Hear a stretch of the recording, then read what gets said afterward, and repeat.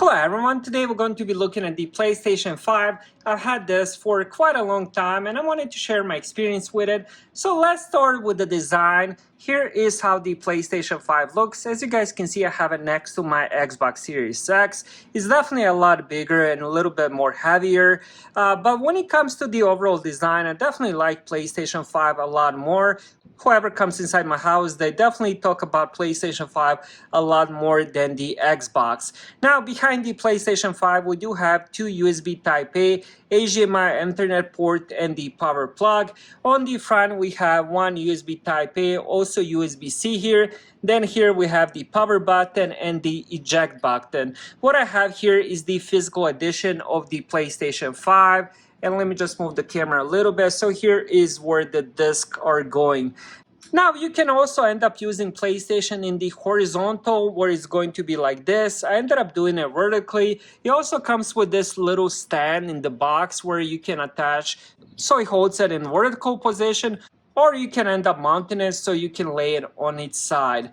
Now another thing that comes inside the box is the little cable for charging the controller. So we have USB Type-A to USB-C. So all you have to do is just plug that inside the controller. The controller does have a built-in battery. So overall design is very futuristic. I love it. It's also very customizable. You can even end up adding fans. You can end up adding the different customization. So you can end up adding so many different graphics on the PlayStation. Also, it does have pretty cool lights. Those lights do end up changing colors. For example, it can be light blue or the red. Now, I can't personally change that light, but for example, if you end up getting error, this might be red color or something like that.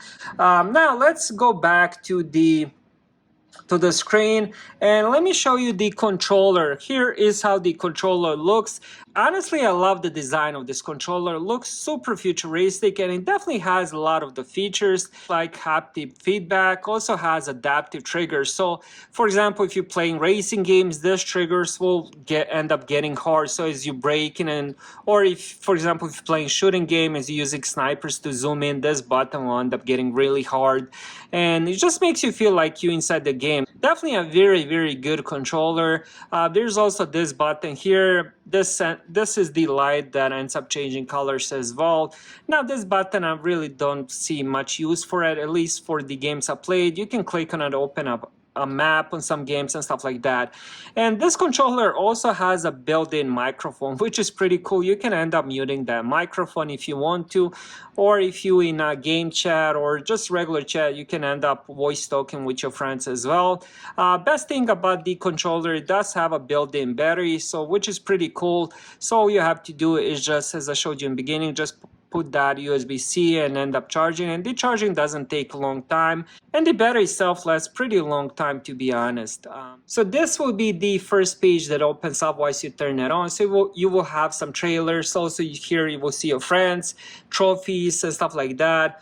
And if you keep scrolling down, you will see some videos about the different games and stuff like that. Now if we scroll to the right, you will see all the games you have. As you guys can see here, I do have quite a lot of games. So that's that section, and then if you keep scrolling more, you will have media library, share factory, and also on this PlayStation you will end up getting Astro's Playroom. This will be installed the moment you end up getting the PlayStation, which is pretty cool. I personally haven't played it because the moment I ended up getting PlayStation 5, I think my first game was, oh, which one was my first game now that I think it was Ghost of Tsushima. I think that was the first game that I ended up playing with the PlayStation 5. But here is also the game library as well. Now if we scroll all the way to the left, you will have PlayStation Store and then also the PlayStation Plus. And here we have the media. So here is all the apps you have. Right now I don't have any apps. Honestly, I just use PlayStation 5 to play games, but you can end up getting Disney, Netflix, Hulu, Amazon Prime, Apple TV. You get the point. You can end up getting all those apps as well. And here is just some of them. There's quite a lot of apps. You can also end up searching for the apps or the games as well. Now let's talk about the main thing, which is the gaming. The graphics are just out of this world. This supports 4K, even 8K, and it also supports 120 FPS. Now, For that, you do need to have pretty good TV. What I have here is a 4K monitor, but it only can run 60 frames per second. So for those 220 frames, you do need the monitor or TV that supports it. So you do need 120 hertz TV or monitor. Personally, I don't have it, but to be honest, I don't play a lot of online multiplayer shooters. That's where those FPS really come in handy, to be honest. Like usually during the multiplayer, mostly shooter games. Another thing that I love about this, it does have really fast storage as well. Now, PlayStation 5 comes out of the box with 825 gigabytes of storage. Cool thing about the PlayStation, you can end up adding quite a few different storages. All you need to do is just plug that in, which is pretty amazing. So for example, if you ended up getting digital or even physical, you can end up transferring the games you don't play onto the storage. And then when you end up needing it, you can end up transferring it back. Now, last thing I want to talk about is if it's worth getting physical or digital. Now, I'm a big fan of the physical disc edition of the PlayStation 5. As you guys can see, I do have quite a lot of games. I did end up trading in some games as well, so my collection was even bigger. There's nothing better when you do have a disc game. You can end up giving it to a friend. You can end up trading it.